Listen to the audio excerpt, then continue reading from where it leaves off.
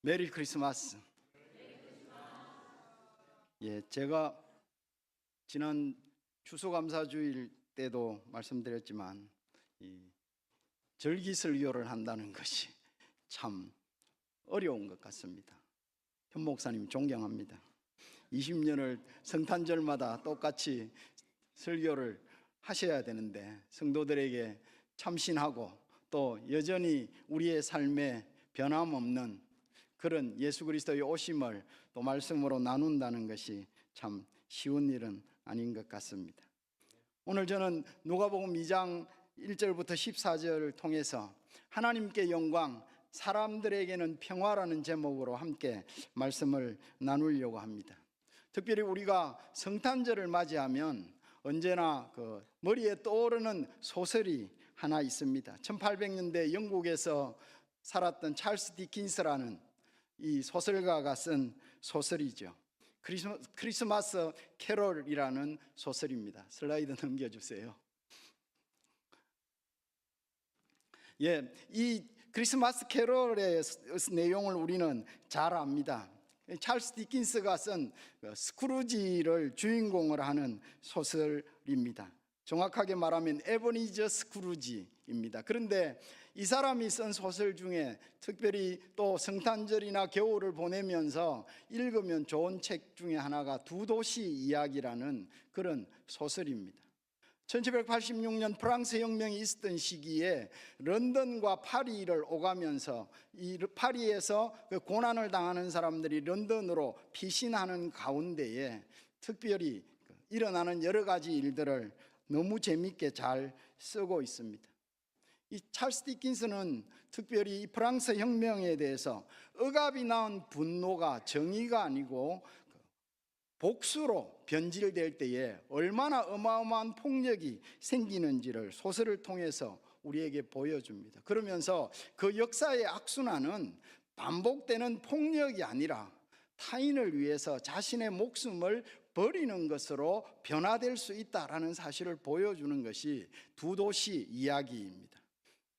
그래서 저는 그 책을 읽을 때에 주님의 대속을 생각하지 않을 수 없었습니다. 어떻게 보면 찰스 디킨스는 실제로 예수 그리스도의 대속을 염두에 두면서 썼다고 볼 수도 있습니다. 그리고 성탄절마다 우리가 기억하는 이야기, 이 스크루지 이야기가 바로 크리스마스 캐롤이라는 이 소설에 나타나는 내용입니다. 잘 아시는 대로 이 스크루지는 정말 냉혹하고 인색한 고리 대금업자였습니다. 그는 크리스마스를 혐오하면서 인간적인 관계를 철저하게 돈으로만 계산하는 그런 사람이었습니다. 그런데 그래서 책에 보면 찰스 디킨스는 스크루지를 이렇게 묘사합니다. 스크루지, 쥐어짜고 비틀고 움켜잡고 빡빡 긁어 모으고 붙잡고 늘어지는 탐욕스럽고 죄 많은 늙은이, 이렇게 표현합니다. 이 사람이 7년 전에 죽은 동업자의 유령을 크리스마스 이브 때 만나게 되고 그 유령을 통해서 이 3명의 크리스마스 유령을 만나게 됩니다. 과거에 자기가 경험했던 크리스마스와 지금 현재의 스크루지 주위에서 보내고 있는 크리스마스, 그리고 앞으로 자기가 미래에 어떤 크리스마스를 만나게 될 것인지를 보여줍니다. 그것을 보고 스크루지는 엄청나게 고통하면서 마침내 회개를 하게 됩니다. 그래서 마지막에 보면 과거, 현재, 미래를 되새기며 살겠습니다 라고 그렇게 고백합니다. 크리스마스 캐롤은 성탄에 대한 인간의 응답을 가르쳐주는 소설이라고 볼 수가 있겠습니다. 맨 마지막 문장은 이렇게 끝납니다. 사람들은 스크루지에 대해 이야기할 때면 그야말로 크리스마스를 제대로 기념할 줄 아는 사람이라고들 했다. 바라건대 진실로 우리도, 그러니까 우리 모두가 다 그런 말을 들을 수 있기를, 이렇게 끝이 납니다. 사실 찰스 디킨스는 이 소설을 통해서 크리스마스는 하루의 문제가 아니고 삶의 방식이다라는 사실을 우리에게 강조해 주는 소설이라고 볼 수가 있겠습니다. 크리스마스가 절대로 하루의 축제가 아니고 온 우리의 모든 삶을 관통하는 그런 삶의 방식이고 태도고 윤리여야 한다라는 것을 그는 소설을 통해서 우리에게 보여주었다고 볼 수가 있겠습니다. 저는 오늘 이 시간에 우리가 읽은 이 본문을 통해서 우리도 성탄을 하루의 축제가 아니고 어떤 계절의 분위기 있는 좋은 휴일이 아니고 정말 주의 오심이 우리의 삶을 관통하는 성도의 삶의 방식, 삶의 태도를 보여주는 것임을 기억하면서 감사하는 가운데 이 말씀에 순종하는 그런 결단을 하는 시간이 되기를 바랍니다. 말씀은 먼저 천사의 소식과 찬양을 우리에게 보여주고 있습니다. 2장 10절부터 11절에 보면 천사가 우리에게 예수 그리스도의 나심을 설명합니다. 내가 온 백성에게 미칠 큰 기쁨의 좋은 소식을 너희에게 전한다. 오늘 다윗의 동네에 너희를 위하여 구주가 나셨으니 곧 그리스도 주다라고 선언을 하고 있습니다. 이것은 우리가 잘 아는 대로 복음의 성격을 우리에게 규정해 주고 있고 복음의 내용 그리고 복음의 범위를 우리에게 가르쳐 줍니다. 복음의 성격은 무엇입니까? 다윗의 동네에서 구주가 나신다는 것입니다. 즉 이것은 오래전에 하나님이 이스라엘 백성들에게 그리고 온 세상에 약속하신 그 약속의 성취다라는 것입니다. 그런데 그리스도가 오신 것은 우리를 심판하기 위함이 아니고 우리를 죄로부터 건져내어서 하나님과 화해하게 하시기 위해서 오셨기 때문에 이 소식은 고통의 소식이 아니고 큰 기쁨의 소식이다라고 선언을 하는 것입니다. 어떻게 그런 일이 일어나느냐? 바로 구주가 나셨기 때문에, 구원자가 오셨기 때문에, 그분은 특별히 우리를 위하여 오셨기 때문이다라고 복음의 내용을 설명합니다. 그리고 복음의 범위는 어디까지입니까? 이스라엘 백성들에게만이 아니고 온 백성에게 미칠 큰 기쁨의 좋은 소식. 이제까지는 혈통으로, 이스라엘이라는 혈통으로 하나님의 백성이라고 규정되었다고 한다면 이제부터는 예수 그리스도를 믿는 믿음으로 누구든지 하나님의 자녀가 되는 온 백성에게 미치는 좋은 소식인 것을 가르쳐 주고 있습니다. 그 다음에 천군과 천사들이 그 소식을 전하고 난 뒤에 함께 찬양합니다. 지극히 높은 곳에서는 하나님께 영광이요 땅에서는 하나님이 기뻐하신 사람들 중에 평화다라는 것입니다. 이것은 복음의 결과를 우리에게 보여주고 있습니다. 복음의 결과, 예수 그리스도께서 오신 결과가 무엇입니까? 바로 하나님께 영광이 되고 우리에게 평화가 된다라는 것입니다. 저는 오늘 이 시간에 이 두 가지를 한번 살펴보려고 합니다. 예수 그리스도의 오심은 하나님께 영광이 되는 것이다라는 것입니다. 그런데 우리가 영광이라는 말을 많이 씁니다. 하나님께 영광을 돌린다는 표현을 자주 합니다. 그런데 이 영광이란 말이 무슨 뜻일까요? 성경은 영광이라는 말을 사람에게 붙이지 않습니다. 단 한 분 하나님에게만 이 영광이라는 단어를 붙입니다. 영광을 우리말로 좀 더 쉽게 설명하면 명성이라고 할 수가 있겠습니다. 즉 이름이 드러나는 것을 영광이라고 표현하는 것입니다. 하나님의 이름이 드러나는 것입니다. 하나님의 권위가 어떤 것인지 드러나는 것입니다. 하나님의 그 위대하신 위엄이 드러나는 것을 성경은 영광이라고 말합니다. 정리를 하면 하나님의 하나님 되심이 드러나는 것이다 라는 것입니다. 그런데 어떻게 하면 하나님의 하나님 되심이 드러납니까? 어떻게 하면 하나님께 영광이 돌려집니까? 성경은 역사를 통해서 우리에게 기록되어졌고 하나님은 역사를 통해서 우리를 인도해 가십니다. 그 역사가 무엇입니까?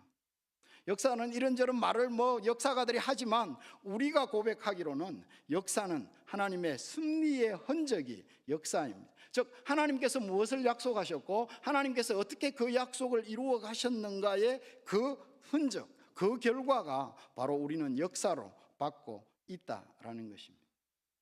어떻게 하나님께 영광이 되는 겁니까? 하나님은 하나님의 하신 일로 인해서 하나님 되심이 드러납니다. 특별히 주의 오심과 관련해서 우리는 창세기 3장 15절에서 내가 너로 여자와 원수가 되게 하고 내 후손도 여자의 후손과 원수가 되게 하겠다. 인간을 유혹해서 범죄에 빠지게 한 사탄을 향하여 하나님은 그렇게 선언하십니다. 여자의 후손과 사탄이 원수가 되게 하겠다는 것입니다.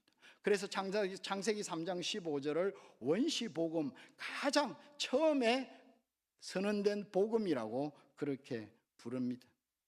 그 약속이 어떻게 이어집니까? 이사야 9장 6절, 한 아기가 우리에게 낳고 한 아들을 우리에게 주신 바 되었는데 그는 전능하신 하나님이고 영존하시는 아버지고 평강의 왕이다 라고 선언을 하는 것입니다. 그렇게 다시 확인된 약속이 오늘 본문 누가복음 2장 11절, 오늘 다윗의 동네에 너희를 위하여 구주가 나셨으니 곧 그리스도 주시니라 라고 말씀을 해줍니다. 수천 년간에 걸쳐서 약속이 전혀 잊혀지지도 않고 변형되지도 않고 바뀌지도 않고 해서 마침내 오늘 누가복음 2장의 본문에서 이제 실체로 드러나는 것입니다. 사랑하는 성도님 여러분, 이 시간에 누가 가장 기뻤겠습니까? 당신의 사랑하는 백성들이 타락해서 사탄의 노예로 죽어가는 모습을 보면서 내가 이들을 마침내 구원하리라고 약속하시고 견디고 바르게 살아라고 말씀하신 하나님께서 수천 년 동안 기다리시고 마침내 이제 아들을 보내셔서 우리의 죄를 제거하시는 그 역사가 구체적으로 실현된 순간입니다. 누가 가장 기뻐하시겠습니까? 하나님이 가장 기뻐하셨을 것입니다. 그 사실을 잘 아는 천사들이 무엇을 노래합니까? 지극히 높은 곳에서는 하나님께 영광이다 라고 찬양할 수밖에 없었던 것입니다. 목자들도 마찬가지입니다. 오늘 본문 2장 20절에 보면 목자들은 이 모든 것을 들은 것으로 인하여 하나님께 영광을 돌리고 찬송하며 돌아갔다라고 말씀합니다. 자기들이 들은 것이 눈앞에 이루어진 것을 보았기 때문에 하나님께 영광을 돌린 것입니다. 우리가 성탄절을 맞이하면서 삶의 방식과 삶의 태도로 삼아야 하는 것이 무엇이냐라는 것입니다. 그것은 바로 하나님께 영광을 돌리는 삶이다라는 것입니다.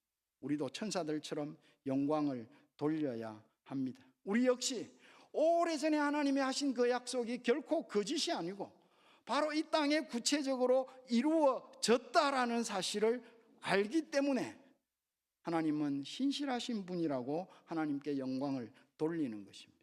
누가는 그 사실을 입증하기 위해서 카이사르 아우구스투스 옥타비아누스가 천하로 역을 내려서 호적하라 했다라고 그 역사적 사실을 가지고 옵니다.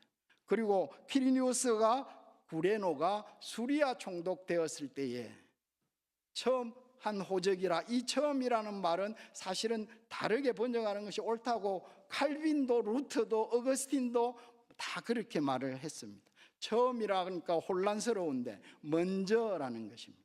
즉 구레노가 수리아 총독되었을 때 한 호적보다 카이사 아우구스토가 호적하라고 명령한 것이 먼저다라고 그렇게 이해하는 것이 옳은 것입니다. 오랜 세월이 지나서 그 약속이 마침내 이 땅의 역사 속에 이루어졌다는 것을 강조하고 있는 것입니다. 사랑하는 성도님 여러분, 하나님께서는 창세기 3장 15절에 약속하신 그 약속을 수천 년이 지나서 변하지 않으시고 이루셨습니다. 그래서 우리는 하나님의 신실하심을 찬양하는 것입니다. 그래서 하나님의 약속은 전혀 변하지 않고 마침내 이루어진다는 것을 고백할 수 있는 것입니다. 이렇게 수천 년이 지나도 변하지 않고 약속을 이루어 주신 하나님께서 우리에게 하신 마지막 약속도 이루어 주신다라는 사실을 우리는 기억해야 합니다. 주님은 우리에게 이렇게 말씀하셨습니다. 요한복음 6장 40절에 내 아버지의 뜻은 아들을 보고 믿는 자마다 영생을 얻는 이것이라. 마지막 날에 내가 이들을 다시 살리리라. 믿습니까? 수천 년 동안 약속을 변하지 않으시고 끝까지 기다리시면서 때가 되어 지키신 하나님께서 우리에게 하신 이 영원한 약속을 분명히 지켜 주실 것입니다. 그래서 우리는 하나님께 영광을 돌리는 것입니다. 그런데 이 영광을 돌린다는 표현이 뭐라고 말씀을 드렸습니까? 내가 하는 모든 것은 하나님께서 주신 것이고, 그래서 하나님을 인정하면서 고백하고 찬양하는 것을 하나님께 영광을 돌린다고 말합니다. 정확하게 성경적 표현을 빌리면 시편 105편 1절부터 3절은 이렇게 찬양합니다. 여호와께 감사하고 그의 이름을 불러하려며 그가 하는 일을 만민 중에 알게 할지어다. 그에게 노래하며 그를 찬양하며 그의 모든 기이한 일을 말할지어다. 그의 거룩한 이름을 자랑하라 라고 말씀을 하고 있습니다. 우리는 하나님께 영광을 돌리는 것, 그의 이름을 자랑해야 합니다. 하나님의 신실하심을 우리 삶에서 누려야 하고, 동시에 우리는 우리 삶을 통해서 그의 이름을 자랑해야 한다라는 것입니다. 그래서 다른 사람도, 불신자도 하나님의 이름을 인정하고 찬양할 수 있게 해야 한다라는 것입니다. 마태복음 5장 16절이 우리에게 말씀해 주고 있지 않습니까? 이같이 너희 빛이 사람 앞에 비치게 하여 그들로 너희 착한 행실을 보고 하늘에 계신 너희 아버지께 영광을 돌리게 하라. 우리는 하나님께 영광을 돌리는 주의 성탄을 기념하는 이 시간에 하나님의 약속이 변치 않으실 것이라는 것을 믿고, 지금 어렵고 힘든 세상을 살아가더라도 우리는 여전히 하나님의 약속을 믿음으로 평화를 누릴 뿐만 아니고, 우리의 착한 행실을 통해서 우리는 다른 사람들도, 불신자들도 하나님의 이름을 인정하도록 해야 한다라는 것입니다. 다시 말씀드리지만 성탄은 하루의 축제가 아닙니다. 성도의 삶의 방식이라는 것을 기억하셔야 됩니다.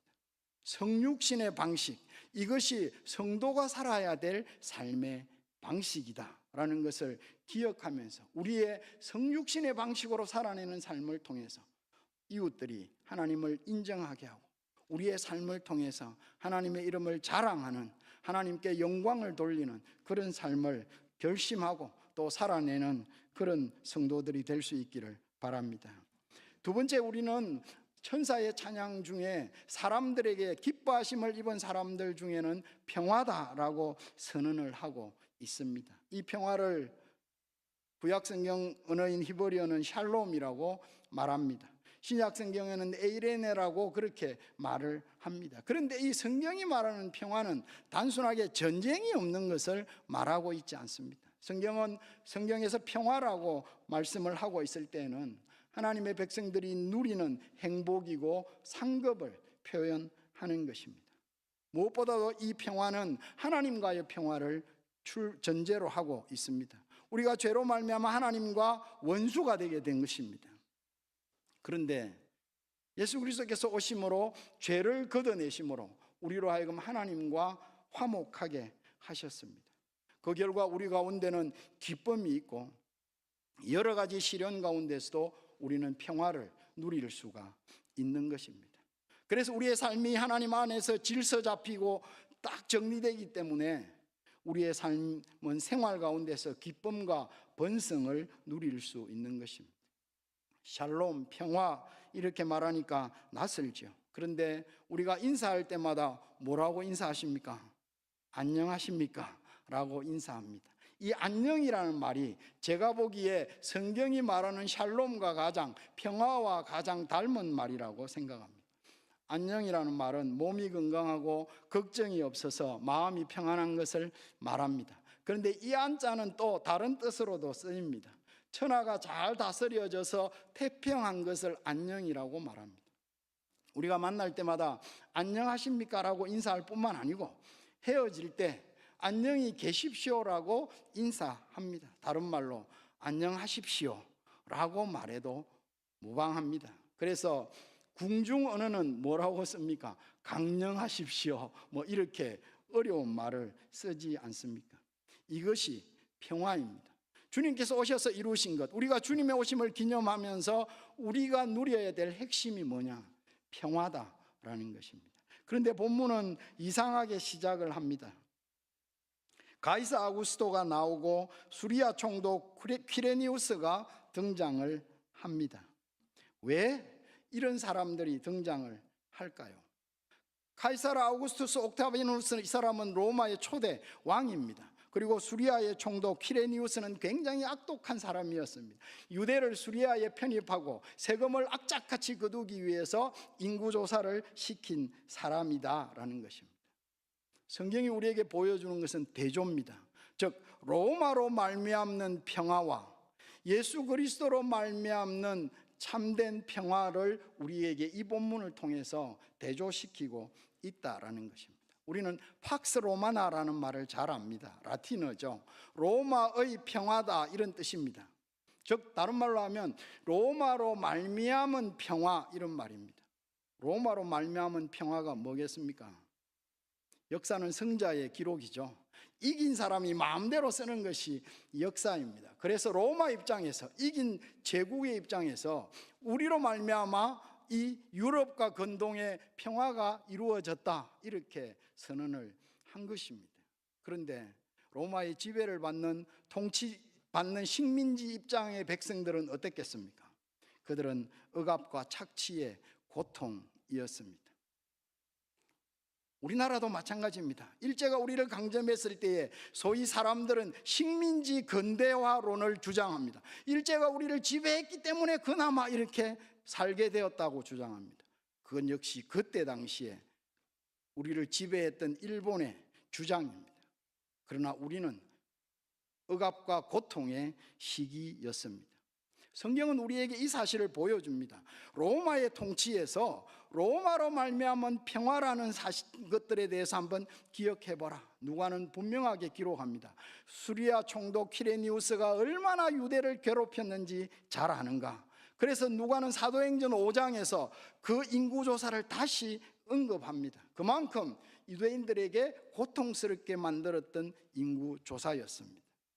역사는 이긴 자의 기록일 뿐입니다. 성경은 우리에게 사람으로 말미암는, 힘으로 말미암는, 무력으로 말미암는 평화가 얼마나 거짓된 것인지를 우리에게 암시하면서 말씀이 계속해서 이제 하나님의 기뻐하심을 입은 사람들 중에 평화다라고 강조하면서 두 개를 딱 대조하고 있는 것입니다. 힘으로 이루는 평화, 구유로 이루는 평화, 이 두 개를 함께 붙여놓고 우리에게 참된 평화가 무엇인지를 가르쳐 주고 있는 것입니다.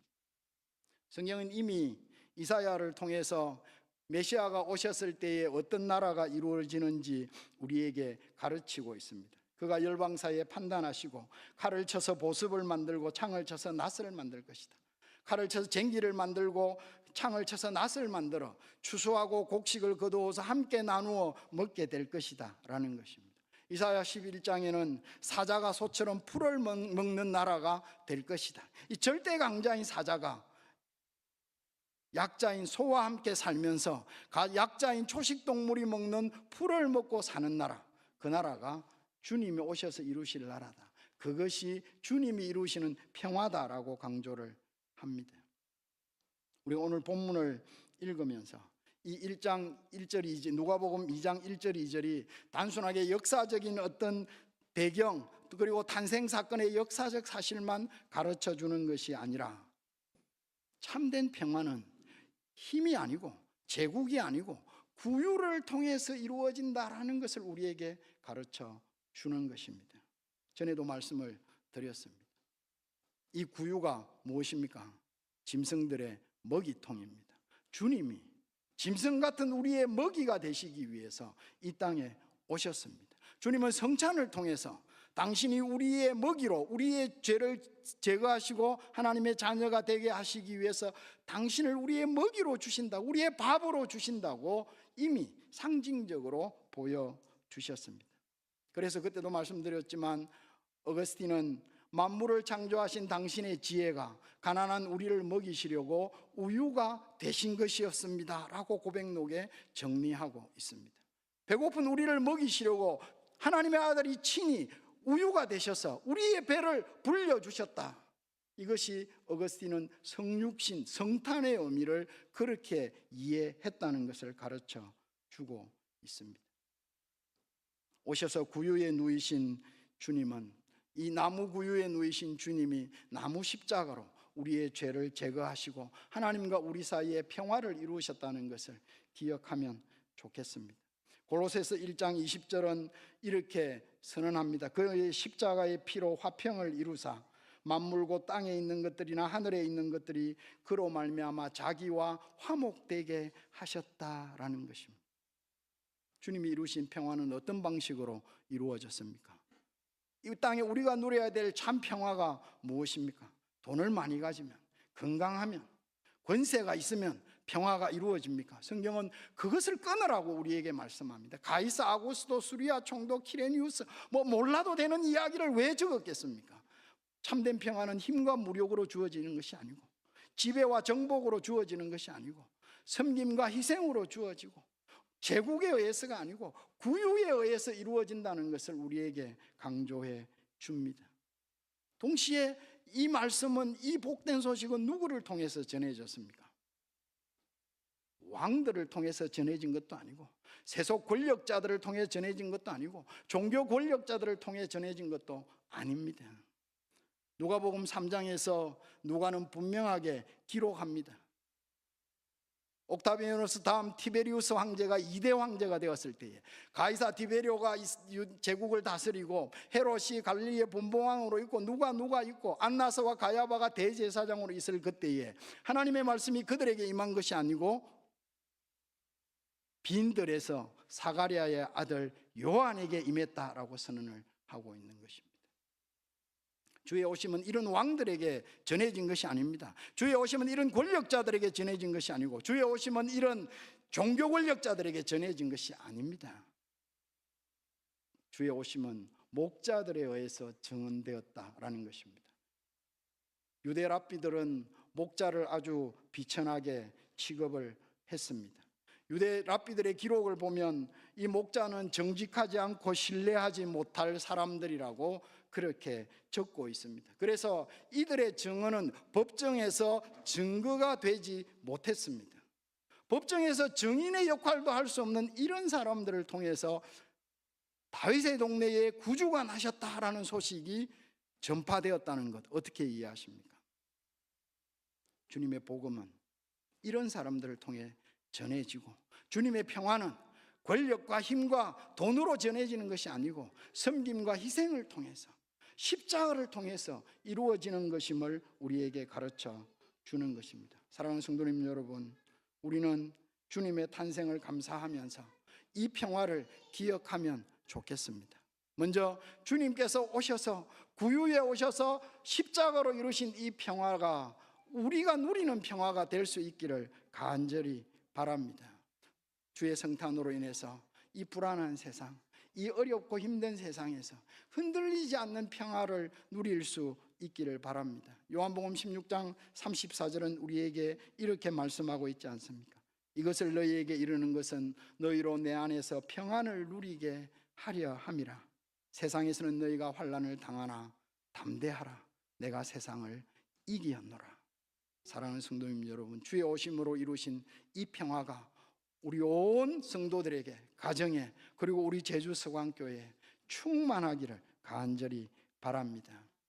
그래서 어려운 세상 가운데, 우리 마음대로 전혀 되지 않는 이런 세상 가운데 살면서도 주께서 오셔서 이루신 평화가 마치 깊은 바다 속의 고요함처럼 우리를 그렇게 고요하게 만드는 그런 복을 누릴 수 있고 경험할 수 있기를 바랍니다. 동시에 이 평화는 우리가 전해야 될 평화라는 사실을 기억해야 되고, 우리가 만들어야 될 평화라는 사실을 우리는 기억해야 됩니다. 마태복음 5장에서 8가지 복을 잘 알지 않습니까? 평화를 이루는 사람은 복이 있다. 평화를 만드는 사람은 복이 있다. 하나님이 그들을 자기의 자녀라고 부르실 것이다. 평화를 이루는 것, 성도의 사명입니다. 주님께서 이루신 참 평화, 힘이나 무력이나 돈이 아니고 정말 섬김과 희생으로 이루신, 십자가로 이루신 참 평화를 성도들은 이 땅에 이루어내야 될 사명이 있다라는 것입니다. 그래서 바울은 고린도후서 5장 17절부터 19절에서 이렇게 말씀합니다. 우리는 악구절만 압니다. 그런즉 누구든지 그리스도 안에 있으면 새로운 피조물이라. 보라, 이전 것은 지나가서니 새 것이 되었다. 이것을 얼마나 우리가 연말 연시에 송구영신 예배 때 드릴 때마다 기억합니까? 그 다음 말씀을 놓치고 있습니다. 그 다음 말씀은 모든 것이 하나님께로서 났으며 그가 그리스도로 말미암아 우리를 자기와 화목하게 하시고 또 우리에게 화목하게 하는 직분을 주셨다라고 선언을 합니다. 우리가 그리스도로 말미암아 새 사람이 되었습니까? 그렇다면 성도는 화목하게 하는 직분을 받은 사람들입니다. 우리는 이 땅에 평화를 이루는 사람이어야 한다라는 것입니다. 분란을 조장하고 싸움을 붙이는 사람이 아니라 용서와 화해와 평화를 이루는 사람, 그것이 참 평화를 받은 성도의 자세여야 한다는 것입니다. 평화가 어떻게 이루어진다고요? 평화는 절대 힘이나 권력으로 이루어지는 것이 아니고, 평화는 돈으로 이루어지는 것이 아닙니다. 평화는 희생과 섬김을 통해서 이루어진다라는 것입니다. 저는 한자를 좋아합니다. 한자가 갖는 압축이, 함축이 너무 좋아서 한자를 참 좋아합니다. 오늘도 한자를 보여드립니다.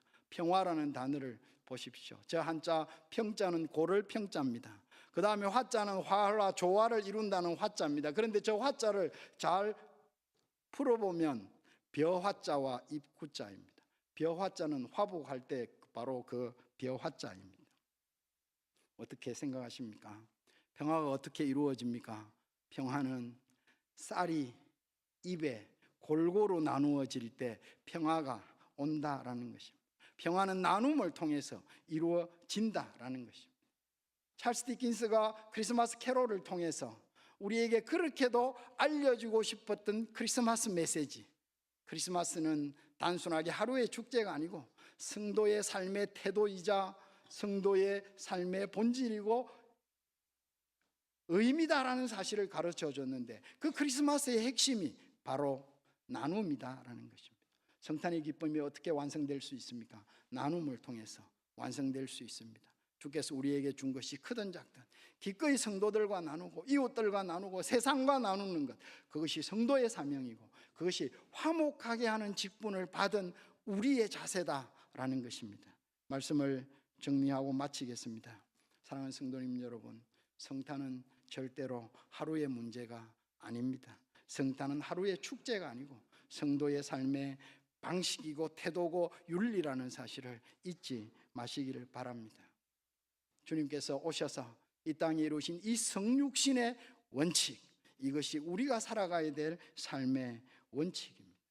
주의 오심을 우리가 기억하면서 수천 년이 지나도 변하지 않으시는 하나님의 그 신실하심을 찬양하고, 마침내 주님이 우리에게 주신 마지막 약속도 틀림없이 이루어 주실 것이라는 믿음으로 담대하게 이 땅을 살아갈 수 있기를 바랍니다. 또한 사람으로 오신 주님이 이루신 평화는 철저하게 십자가의 희생으로 이루신 것이라는 것을 기억하면서 이 불안한 세상에서 주님이 이루신 평화를 믿고 평안하게 살아갈 수 있는, 세상이 알 수 없는 평안을 누리며 살아갈 수 있는 성도가 되기를 바랍니다. 또한 내 것을 내 것이라 하지 않고 모든 것이 주님께로부터 왔기 때문에 가진 것을 기꺼이 나누는 이런 삶을 통해서 성탄의 삶을 영원토록 언제나 살아갈 수 있기를 바랍니다. 또한 이 복음은 절대로 왕궁의 권세자들이나 종교 권력자들을 통해서 전해진 것이 아니고 증인의 자격조차도 인정받지 못하는 세상의 목자 같은 사람들을 통해서 전해졌다는 것을 기억하면서 우리 같은 사람들을 통해서도 복음은 증거된다는 믿음을 가지고 우리 이웃들에게 예수 그리스도의 오심으로 이루신 용서와 평화를, 하나님의 자녀가 되는 이 기쁨을 함께 전하며 나눌 수 있는 성도가 되기를 바랍니다. 말씀을 함께 기억하면서 특별히 우리가 함께 기도하도록 하겠습니다. 성탄절이 하루의 축제가 아니라 성도의 삶과 태도인 것을 기억하면서 성육신의 방식으로 사는 삶이 되기를 기도하면 좋겠습니다. 그래서 하나님의 이름이 온 땅에 드러나게 되기를 기도합시다. 우리 교회가 이런 성육신의 삶을 실천하는 교회가 되게 해주셔서 이 제주 땅과 분단된 한반도와 열방에 참으로 하나님의 이름을 널리 드러내는 그런 교회가 되기를 기도합시다. 그리고 우리가 파송한 이행복 김조희 선교사님과 우리가 기도하고 후원하는 교회들, 선교사님들, 선교단체들의 이 성탄의 기쁨과 복이 임하여 주시도록, 하나님의 채우심을 누리도록, 하나님의 참된 평화를 어려운 환경 가운데서도 풍성하게 누릴 수 있도록 기도합시다. 세 번째는 새 목사님과 함께 출발하는데 특별히 우리 교회의 온 성도들과 목사님께 주의 특별하신 은혜를 부어주셔서 이곳에 하나님의 교회 세우신 하나님의 뜻을 잘 이루어 드리는 교회가 되도록 교회를 위해서 같이 한번 기도하시겠습니다.